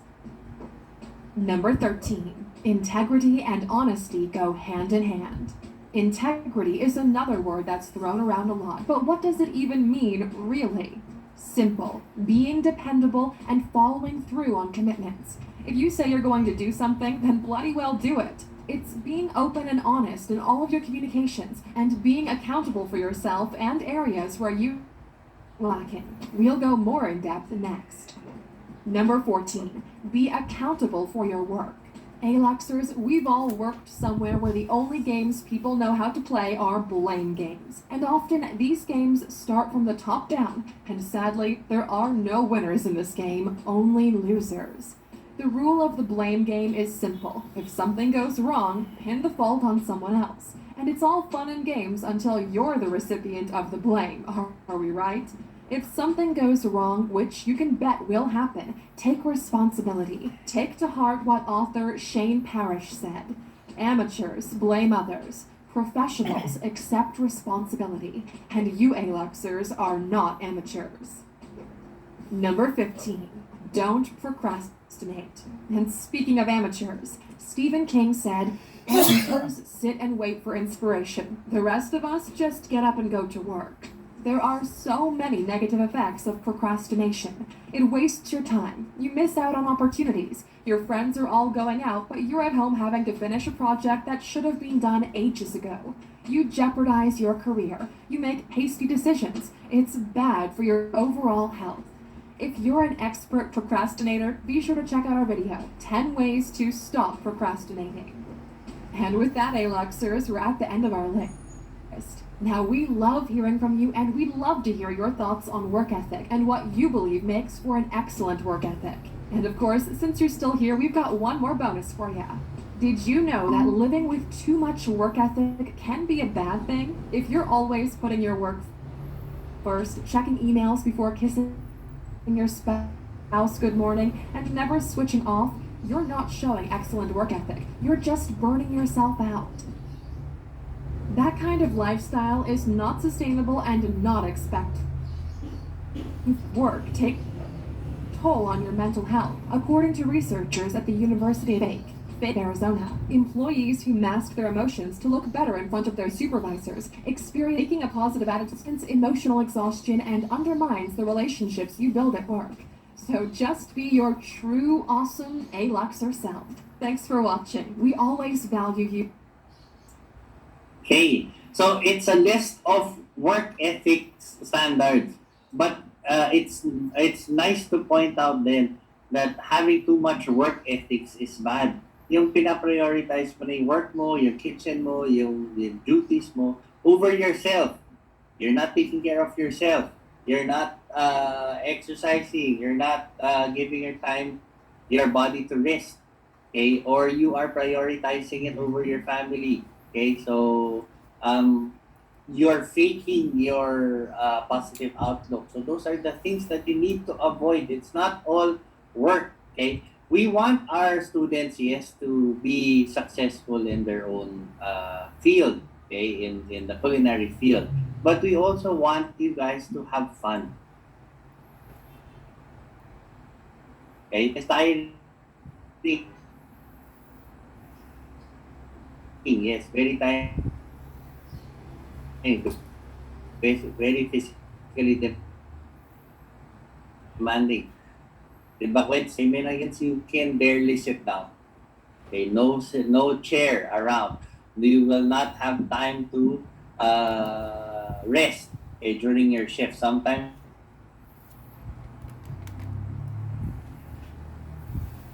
afternoon, lunch, and breakfast combined in one meal. So, which 3 p.m. yan. And then after 3 p.m., you go back to what you're doing. So, do it on a daily basis. It's exhausting. So, you need to take care of yourself also. Okay? So, that's all part of work ethics, having the proper ethics, and implementing the proper code of ethics in the entire industry or in the entire hotel or restaurant. Okay? So that's part of keeping the human aspect in tourism. Okay? And then to wrap up our discussion today, I got some nice advice from seasoned chefs. Okay, so let's start with this one.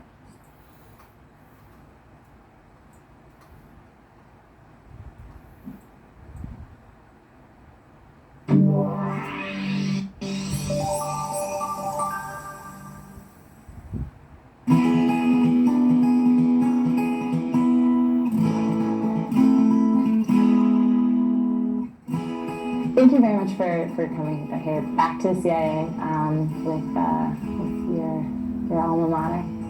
Students who are fresh out of culinary school, young cooks, who don't have a lot of resources, who don't have a lot of power. What can they be doing? What is their responsibility? I believe the youth is the student is even more important than the chef. Okay. Because of the ability to spread the message and shift what is popular in America, right? We're at a critical juncture now where everyone is interested in food, and not everyone has the same accessibility to the food. But we have also a young audience that, is interested in food, and the power of the voice of students and people from about 16 to 24 years old is huge. So if we have the ability with Kogi to use Twitter to connect people together and it spread, and I think if we can, if the students, you don't have to feel helpless. You don't have to feel like, I'm not a business owner, I don't have the experience yet. But what you do have is the voice, right? You have the voice and you have the friends and the network, and you're young and you have the technology. And so through that voice, you can start to make things cool and not Cheetos cool, but you can make you know, asparagus and artichoke school. And that is really powerful. And it's just like what your teachers do with you. You have certified master chefs here. They could easily look at you and say, why don't you know this stuff? Why don't you know how to tourne a carrot? Why don't you know what it means to wash rice and cook rice, or cook quinoa, or how to bloom couscous? They could easily place that privileged burden on you, right? And say, why don't you know these things? You should know about food. But they don't. They bring you guys in. You guys don't realize it, but I can look back on it now and how green and raw I was.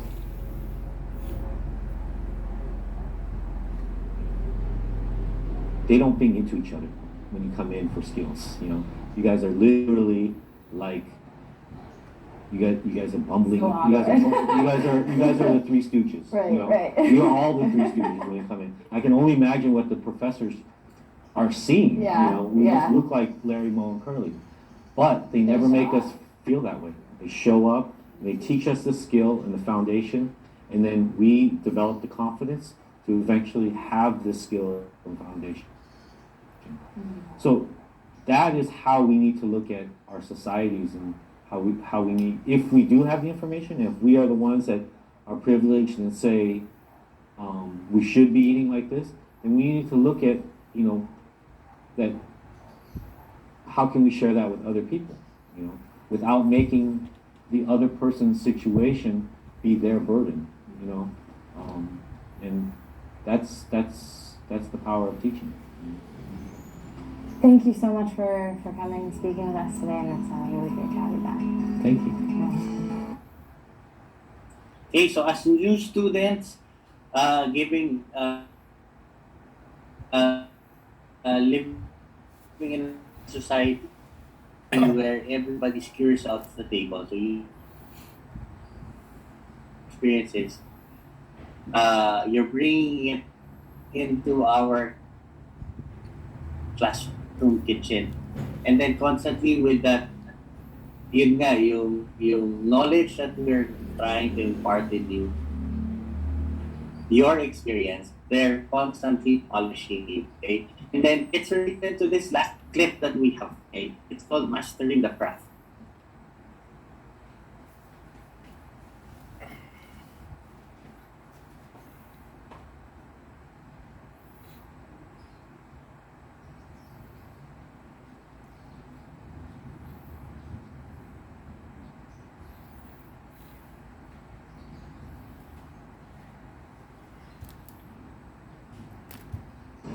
It will come once you've mastered your craft.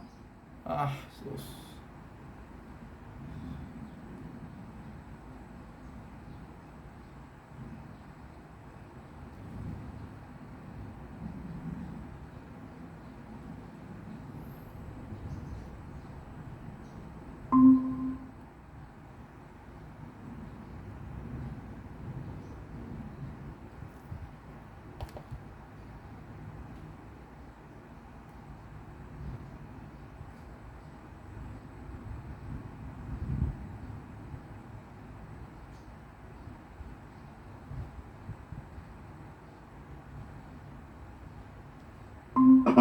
My understanding, my knowledge, then grab it, run it, and then pass it on to your team. Don't hold that inside. If there's one thing I've learned over the last 10 years, stay in front of the competition. Because there's two ways in this industry. You move with it, or it moves you. And I've seen so many sad stories across the decade where chefs have just got lazy, given up, and lost that hunger to be competitive. That's not really a job, it's a passion. Because when you're rubbing shoulders, and here we are now, 10 years later, and I've got a restaurant next door to Jamie Oliver's, and we're both literally 2 meters apart, phenomenal chef, and we keep each other on our toes. So that's exciting for me, and that's been the one key issue across the 10 years of filming Kitchen Nightmares. Never.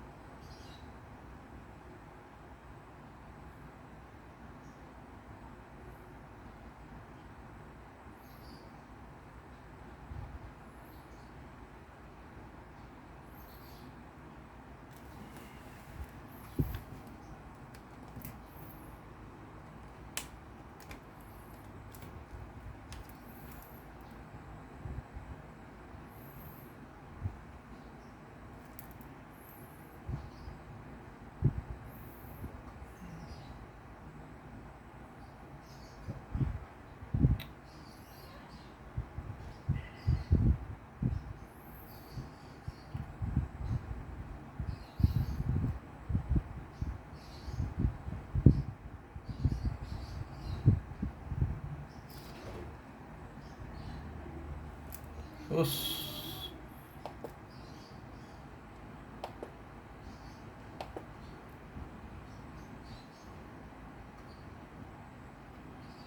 Oh, tang inang.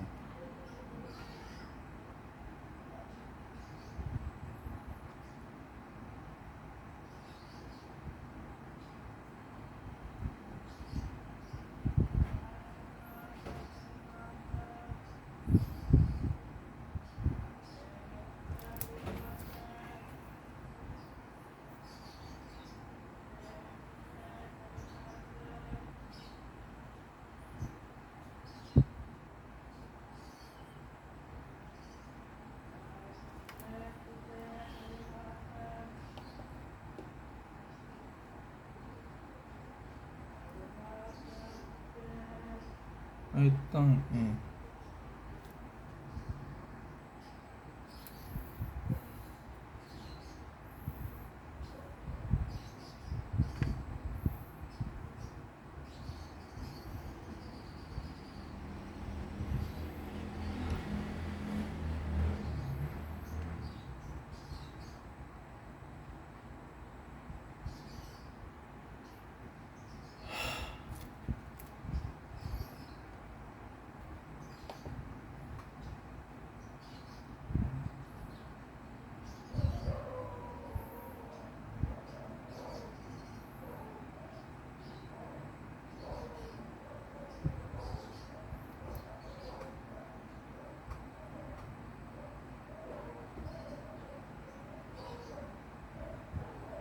It's at the right time because um,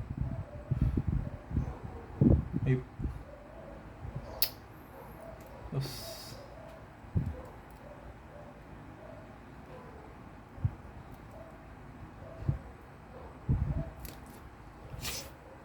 not only will add more issue character and a good work ethic. So it's not all about skill.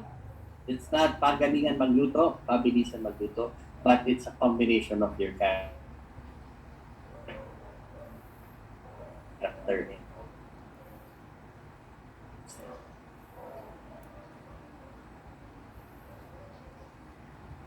Okay, overview. Expect that they will be asking more about your character and not more about what your special dish is. Okay, so that's it for our HR human aspect of tourism. Do you guys have any questions or concerns regarding our topic? Everything clear? Wala po, Chef.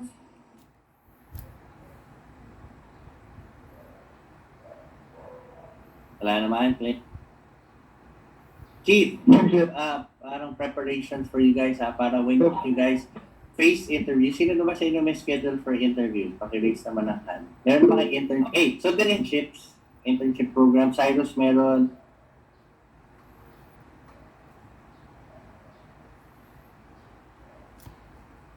Si Jeff meron. Who else has a schedule for internship?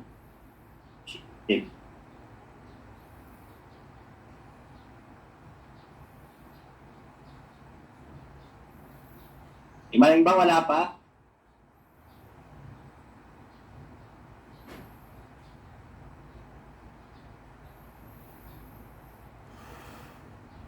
Ay, sus.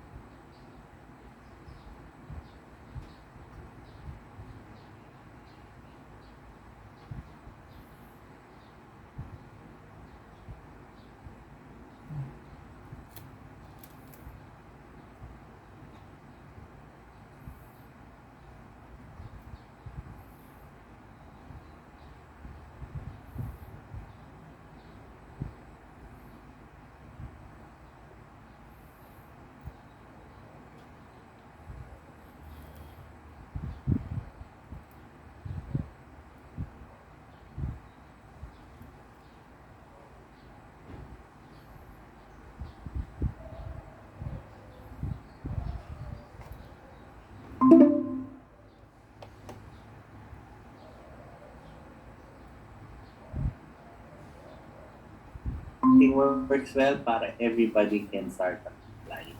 Parang Okay? Ano yun? Din? Iiyak yan si Cyrus. Dala-dala niya Hindi, kanina. huwag niyo i-pressure, pero nakasalalay kay Cyrus lahat.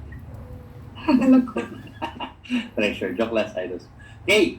But you guys apply. Just basta pag mayroon opening, ask me. Pag every Wednesday nandun kayo before you start the class, saan pa tayo pwede mag-apply? Push nyo yung, don't apply to just one. Para kayo nag-apply to college. Just, hindi nyo apply. If ever, ask main office, main, saan pa tayo pwede mag-apply? Ashley, saan pa ba pwede kami dalhin? Okay? So, a lot. You can start local. You can have local applications, internships. You, if possible,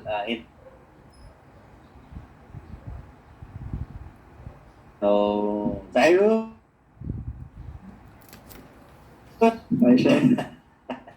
Okay, all right. Okay, that's it from my end today. Good luck on your class tomorrow. Okay, Wednesday, pala tomorrow. And then I will see you guys again on Thursday. Okay, let's try to finish all.